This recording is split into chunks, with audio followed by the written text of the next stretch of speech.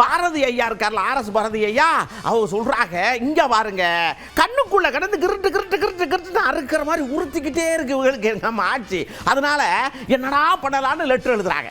இங்க பாருங்க சொத்து வச்சிருக்கா, அங்க கோயிலுக்குள்ள விட மாட்டேங்கிறா, இங்க இதை பண்ண மாட்டேங்கிறா, நடவடிக்கை எடுங்க அமித்ஷா அவர்களே அப்படின்னு கதறாங்க.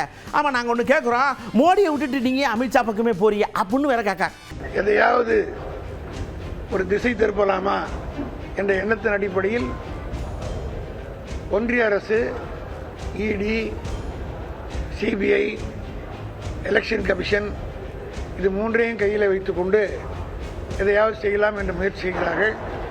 ஆனால் திராவிட முன்னேற்ற கழகம் கடந்த 76 ஆண்டு காலத்தில் இதுபோல் பல சோதனைகளை சந்தித்து வெற்றி கண்ட இயக்கம் திமுக. ஆக இதுபோல் இடிகளோ அல்லது சிபிஐயோ எந்த என்கொயரி நடத்தினாலும் அதை பற்றி எங்களுக்கு கவலை இல்லை. எங்கள் மடியில் கனமில்லை. ஆகவே நாங்கள் எவனுக்கும் யாருக்கும் பயப்பட வேண்டிய அவசியம் இல்லை. எதோ செஞ்சு பார்த்தாங்க, இந்த கட்சி ஒன்றும் பண்ண முடியல. அதனால் கட்சியில் இருக்கிற மூத்த தலைவர் மீதாவது எதையாவது போட அடிக்க தான் பந்து உந்தும். அதுபோல் நீங்கள் வழக்கு போட போட ஒவ்வொரு அமைச்சரும் உறுதியாக தான் நிற்பாங்களே தவிர யாரும் ஓட மாட்டாங்க.